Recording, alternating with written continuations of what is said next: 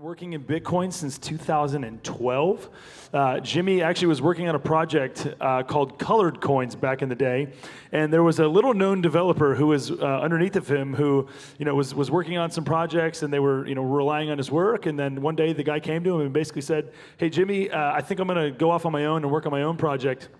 And that guy was Vitalik Buterin, the founder of Ethereum. So he went out to work on Ethereum. So basically, Jimmy, the former friends became arch nemesis, and so Jimmy is one of the most vocal advocates for Bitcoin.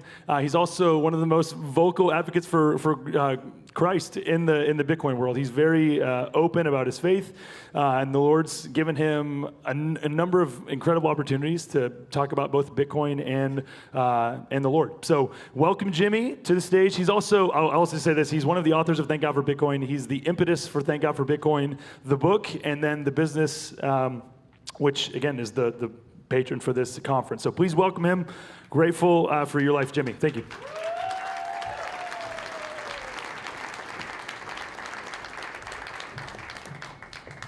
All right. Wow, it's kind of crazy to me to see all of you here. I remember running the prayer breakfast at the Bitcoin 2021 conference, I think it was, and it was like 40 people. And I thought that was a great turnout. Obviously, we have a lot more than that. I do realize that it's God's blessing to have you guys all here, and I'm very grateful for the fact that you are here. It's a talk that I've wanted to give, and this is probably the only audience where I can give this talk. And I don't say that lightly, because in a sense, you're Bitcoiner, so you understand the financial aspect. And I think you have the right premises, the axioms, the thoughts about the current system to sort of appreciate what I'm going to say. And you're also Christian, so there is a desire to follow God and to try to be holy. And that's what this talk is about. It's sort of my pontifications on what it means to be financially holy, to be set apart, to be doing things for God. I've structured this talk to really like three aspects of our lives where finances sort of meet reality. The first is work. Obviously, we all need to earn money or do something so that we can have a living. We can provide for ourselves and our families and so on. Sorry, I can't see the slide over there, so I have to like sort of adjust this thing a little bit. All right, there we go. Second is money itself and how specifically we use it, how we spend it, and so on. And third is doing good. And oftentimes this can be something like charity or whatever, and I'll talk a little bit more in depth about what financial holiness in that arena of life actually looks like. All right, so let's start with work. All of us have to earn money somehow, and for a lot of us, it's a job. For many others of us, it's starting a business or doing something. But work is an important part of the financial equation because this is the income that we get. The purpose of work, at least from a biblical perspective, is in some way preparing us for heaven, right? As Christians, we believe that God is, preparing us to do something for Him later. It's if your theology of heaven is just sort of like playing harps on a cloud and like sort of eating hamburgers all day, that's not what heaven is. What heaven is He has some other plans for you, some other responsibilities that He's going to give. And that means that this life, all of the work that you're doing is in some sense preparation for that final destination. And in that sense, the work that you do has to add value in some way, shape, or form to the community that's around you. And it really, if you think about it at a deep level, it's imitating our Father. It's an act of creation. It's doing something useful and good. Now, the problem with work, and problem particularly in a fiat economy, is that there are two major temptations. There's stealing, and I reference Ephesians 4:28 as one of the many verses that has a prohibition against stealing, but this one is about he who steals must steal no longer, but rather he must labor, performing with his own hands what is good, so that he will have something to share with one who has need.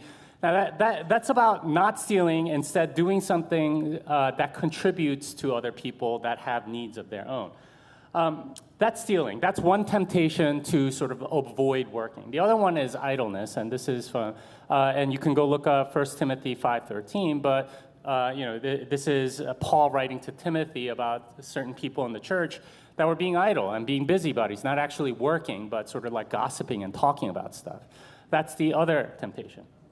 They're both really exacerbated by money, and Dr. Halsman kindly sort of like told us about these two particular traps, rent-seeking and debt. These are both stealing, right? Rent-seeking is doing something that doesn't actually provide value, but still sort of like collecting a check.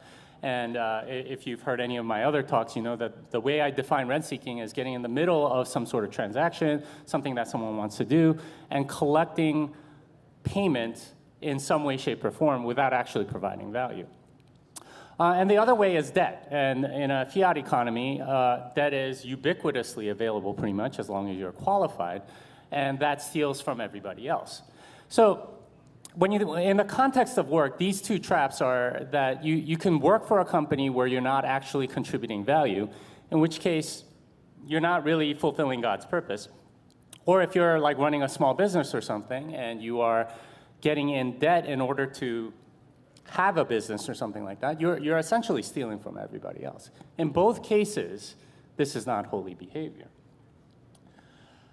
Thankfully, there is deliverance. There is a way in which we can get better at this, but it requires a certain mentality, a certain focus on who God is and what it means to do His will. So, Ephesians 6, 7, and 8, it's all, this is the part of Scripture talking about slaves being obedient to their masters. But whatever good thing each one does, this he will, get back from the Lord, whether slave or free. The idea is that when you work with goodwill, right? When you work in a way that is producing something positive, you're not only getting paid by the people that are employing you, you're going to get paid by the Lord Himself. Right? This is our salvation, and this is the focus that we need to have in order to be financially holy. All right, the second sort of like aspect of life, financial lives that we have to think deeply about is how we spend our money. Right? What do we do with money, and how do we make sure that it doesn't have control over us? The purpose of money is it's a tool to achieve God's intent. Just like everything else in creation, we're supposed to use money along with everything else for His glory. And money in particular is used to pay for value, right? Pay for something that is valuable to you so that you can achieve some of these ends that God might have. In other words, money is a means to something else. And really, when we're trading with money and getting something from somebody else, the posture that we should have is one of gratitude. Too often in a fiat economy, the attitude that we have is one of entitlement, right? I deserve this because I'm paying for it or something like that. Now, that's not to say that the other person in a trade has no obligation to you, but you can sort of see that subtle shift in mentality where you think you deserve something rather than being grateful for what's around. The temptations around money are, first of all, idolatry of money, right? And Matthew 6:24 says no one can serve two masters. He will either hate the one and love the other, or he will be devoted to one and despise the other. You can't serve both God and money. And the temptation, because of money's utility, because of its saleability across time and space, is to hoard it and to make an idol of it. Now that's one possible idol that you can make with money, but the other one is addictions. And whatever addictions you have, money sort of like supersizes that addiction because you can spend it to feed your addiction, which many people do in a fiat economy. And specifically in a fiat economy, you have this ability to sort of like do debt-based consumption. So you can fuel whatever addictions that you have to the nth degree because you have this spigot of money, provided you're qualified to go do it. And this includes money itself, because you can lever the money that you have with debt to make more money, sort of like at different multiples. And it doesn't cost anybody anything because, other than the people that it's being stolen from. It's essentially expanding the money supply. Another fiat trap as a result of this ability to print is a lot of free stuff. And a lot of us sort of like have this expectation of things being free now, right? Like how many of us pay for email, for example? Probably not that many. A lot of us maybe just use Gmail or something like that, or even Proton Mail. But it's free in the sense that you don't have to pay for it with money, but you're still paying for it in some other sense. And oftentimes that comes in the form of compliance, comes in the form of data, it comes in the form of ad views or something like that. And that's another trap, because a lot of people sort of idolize money and think that that's the one asset that I can't give up. I would rather spend my time, like jumping through hoops so I can get this thing for money. And part of that also is because there aren't that many places in a fiat economy to earn money directly for the time that you put in. If you have a job, it doesn't matter how many hours you work, you still get paid the same amount. It's just sort of like, hopefully, maybe I get a promotion later and a raise. But in a more sound money economy, you can sort of directly put in time and exchange it for money. But those opportunities are rare, so instead people go towards the consuming side and try to get sales or price mistakes or something like that, and spend 30 minutes searching for coupons or signing up for 7 credit cards so they get credit card bonuses or whatever. This is, in a sense, like substitution of their time for money. It's kind of a way to get free stuff. Really, you're worshiping money as a result. And finally, the last fiat trap is letting money make the decision. And this is a story that I've told many times, but I've asked a lot of young couples at church, for example, hey, when are you going to have children? Or when are you going to have your next child? And so many of them will tell me, hey, we're not because we can't afford it.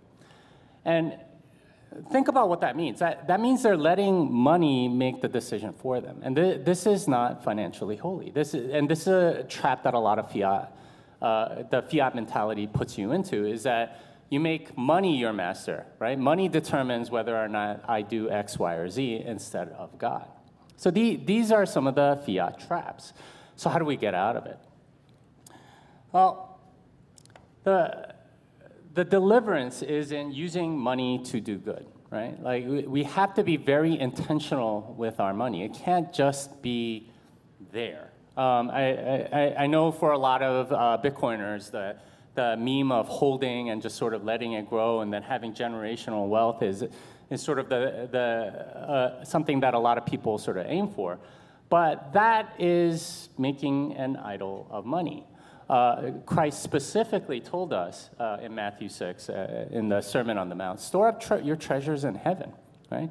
And what does that mean? Well, it means doing good. It means doing good works. And that's sort of the last part. It's doing good, right? How do we make our lives matter to God, right? Like, how do we do things for God? Well, first of all, we need to get some results. And Matthew 25:14-30 is that story of the 3 servants that were given some amount of talents, right? And a talent back then is one talent is 20 years' wages or whatever. And each servant was given a different amount of talents.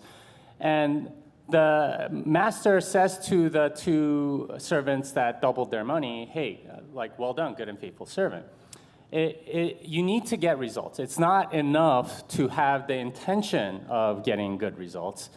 It matters that you get the right results, right? Actually do something productive. It's not just about the heart, it's about the brain too. It's about doing something correctly. Second, again, going back to the Sermon on the Mount, it's very important that we do a lot of these good deeds in secret and without reward, right? He gives 3 examples in there. First is giving to the poor. Make sure that no one sees it, right? Do not let your left hand know what your right hand is doing. Second is praying, right? Don't pray out in public where everyone can see you. And the third is fasting. Don't make your face all gloomy and neglect your appearance. Instead, make sure other people don't know. And God, right, who knows what's done in secret, will reward you, right? That's sort of like the common refrain over and over again. This is what we're supposed to do. Well, what do we do instead? Well, oftentimes instead what we do is we just give money, right? And this is sort of like the cure-all for everything. It's the absolution, the indulgence that we get to participate in. Just give this organization money and it's enough. And I'm telling you, that's not enough. That never has been enough, and that's not what Christ calls holy.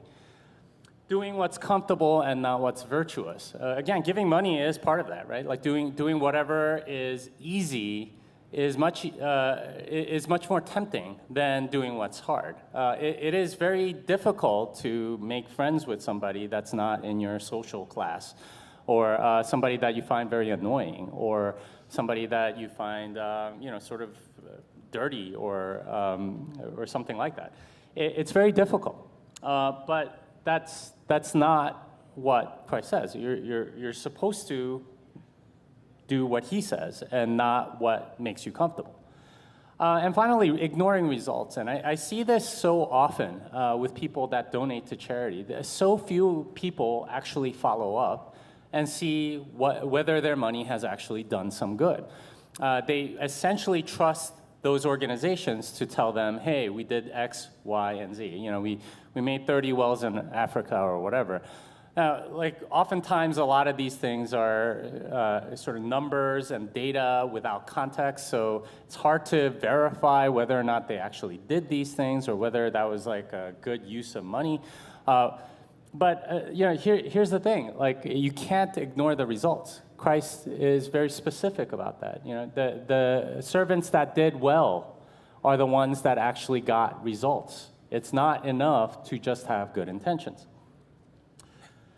And so here are some fiat traps that end up as a result of a fiat economy. First of all, a lot of people put money as the highest good. It is the most saleable, and because it is so quickly transferable and it's so liquid, it tends to be sort of like put on a pedestal above everything else. And whenever an organization is looking for something, they'll almost always ask for money and not your time or effort or your expertise necessarily.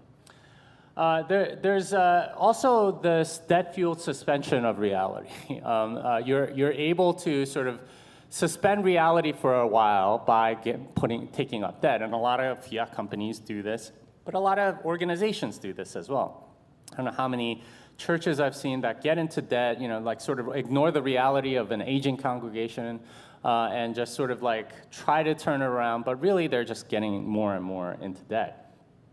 And lack of verification. This is something that's endemic in a fiat economy because the people that are in charge of the money don't want you to verify anything. We don't get to audit the Fed. We don't get to audit the Pentagon. Nobody actually knows how the money is spent and so on. So we have this culture of a lack of verification, and that also goes towards whatever good that we're trying to do. The deliverance, the fix, the way in which we can make things better is by carrying our own cross, right? And this is a specific command from Jesus, that we're not to just sort of give money and then walk away, right? This is the idea that so many people have. And there's a story that I heard about George Foreman. He's the heavyweight. He was the heavyweight champion of the world in the 70s. And he famously was undefeated until he got knocked out by Muhammad Ali in the rope-a-dope thing. But later on, he just sort of quit boxing altogether. And he talks about what happened, and really what happened was that he gave his life to Christ. And he had this dialogue with God where he was asking, yeah, okay, I'll serve you, okay, but here's what I'm going to do. I'm going to box, I'm going to make millions of dollars, and I'm going to give that so that your kingdom can grow. And here's what he said. God told him, I don't want your money, I want you.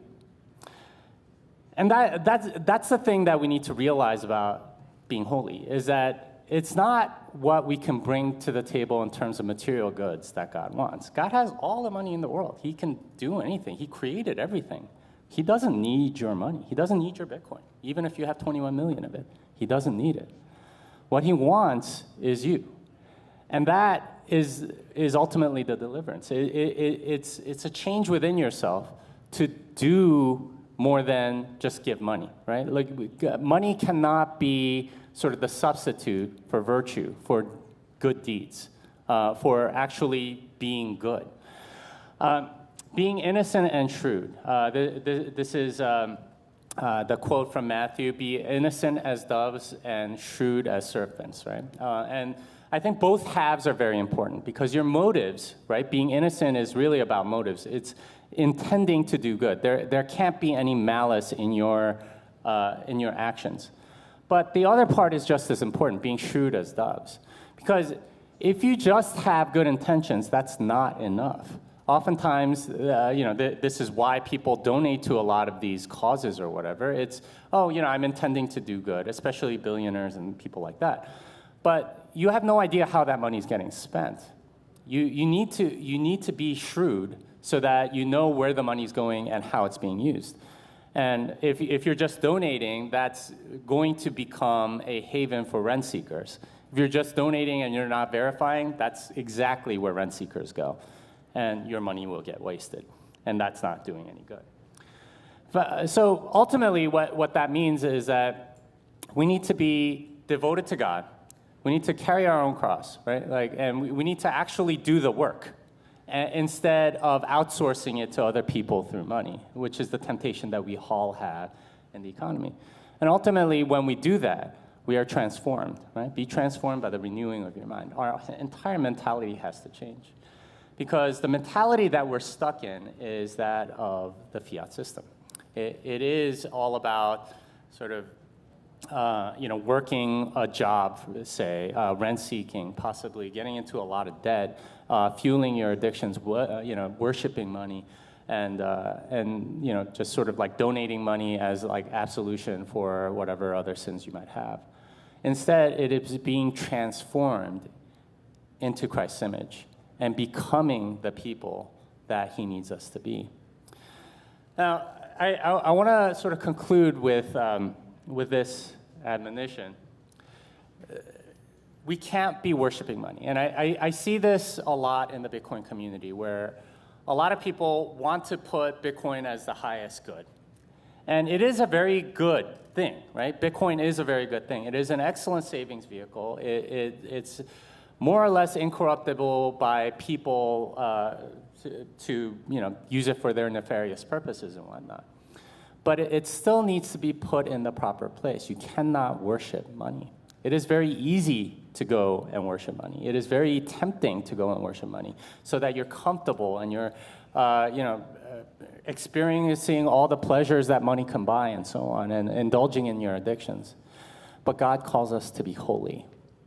And in order to do that, we have to put money in its right place. It is not about stacking as many sats as you can, because you still can't take that with you. What's important is that you do God's work. And it is my prayer that all of you learn that and to use the resources that God has given you so that someday he calls you and says, well done, good and faithful servant.